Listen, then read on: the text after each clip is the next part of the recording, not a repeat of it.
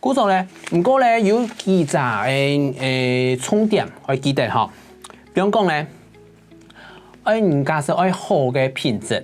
第一，你錄音檔講法愛清楚，咁咪講太假，吼，你講法屁昂昂，聽唔識。再來，你麥鼓吼，你錄音嘅品質咪好，咪做唔嚟唱拳，以後嘅上音嘅包體，韓國。唔愛下點心嘅素材，做唔得人家配件哦，係吵吵鬧鬧，吼，當當以下要菜飄啊過去，做唔得。再來係正確嘅語言模型，所以講唔講話家下最好吼，一段影片一段，最好就一種語言，安尼佢最好認識。唔好以下你下講事嘅，等下就變開了。個機器有咩點睇唔掂嘛？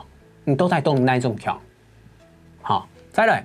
我係用特殊嘅量位，係個數據去訓練內容，你就愛訓練佢就錯嘅啦，提高嘅準確性啊。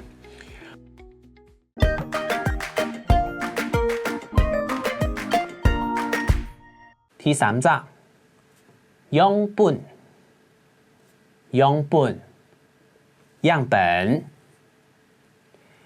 建立資料庫需要當多嘅樣本。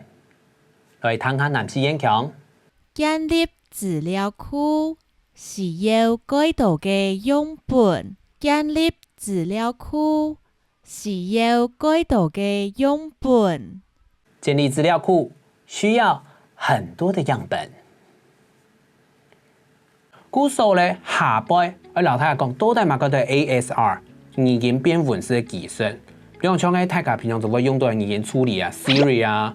Gemini 啊，就 Google 嘅處理 Gemini 啊，語言嘅轉文式服務啊，語言筆記啊，還有個互動式嘅語言嘅問答啊，嚇，因為人家講到這種客服哦，其實都是這種在底部用到嘅多哦。下邊看一下嚇，就講 ASR 嘅技術佢係用版去發展哦，1950年開始開始哦，加深年過後，總算有一些嘅進步了。比如講一開始係一種模式嘅對答嘅時態，吼，佢係用一種嘅聲音信號，然後一開始做好，可能係按咯。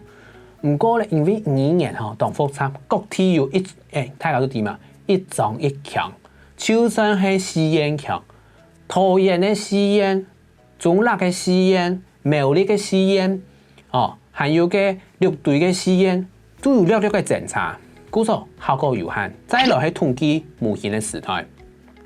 然後還有時態吼，幾下時態吼，因為有變動到，韓國嘅資料咩動作，故所咩係無效。第三則就係程度學習嘅時態，係同時提高嘅準確性同真實性，因為有當多嘅資料過來咧，故所佢做得一堂到去做得去編輯，佢可能係講嘅係乜解。